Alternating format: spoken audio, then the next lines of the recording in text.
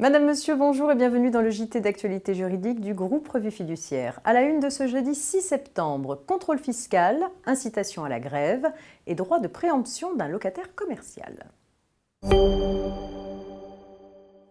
Et c'est un point contrôle fiscal qui ouvre cette édition. La loi pour un État au service d'une société de confiance a été publiée au Journal officiel le 11 août dernier. Parmi les diverses mesures fiscales adoptées, on peut notamment citer celles visant à inciter les contribuables à régulariser spontanément les erreurs commises dans leur déclaration, moyennant un intérêt de retard réduit de moitié.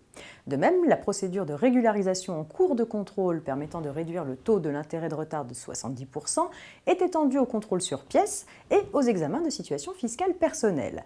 Par ailleurs, sous certaines conditions, l'administration fiscale ne pourra pas ultérieurement redresser une entreprise ayant fait l'objet d'une vérification de comptabilité sur les points sur lesquels elle a pris position, y compris ceux qui n'ont pas fait l'objet d'une rectification. On s'intéresse à présent à la question de l'incitation à la grève avec cette affaire. Pour rappel, il est impossible de sanctionner ou de licencier un salarié qui exerce normalement son droit de grève. Mais qu'en est-il de salariés qui, sans avoir participé eux-mêmes à des grèves intervenues dans l'entreprise, n'ont pas caché à leur employeur qu'ils partageaient et soutenaient les collègues en grève? Selon l'employeur, ces salariés avaient déstabilisé leurs collègues en leur demandant de se mettre en grève et en leur tenant des propos déplacés vis-à-vis de la hiérarchie.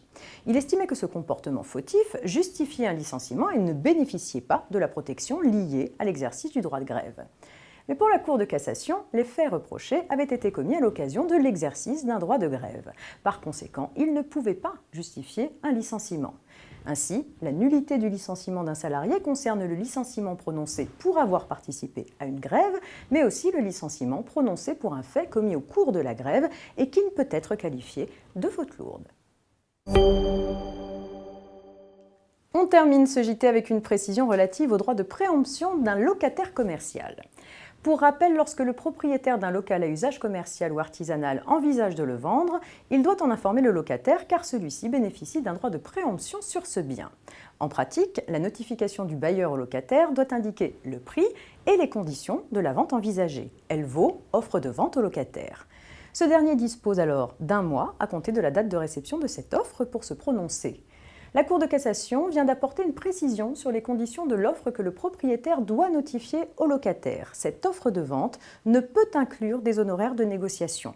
En conséquence, la vente est parfaite si le locataire a répondu favorablement à la notification du propriétaire dans le délai de 1 mois, même s'il a précisé qu'il acceptait l'offre à l'exception des honoraires d'agence immobilière mis à la charge de l'acquéreur. Fin de cette édition. Rendez-vous demain vendredi pour un dernier point d'actualité avant le week-end. Très bonne journée à tous.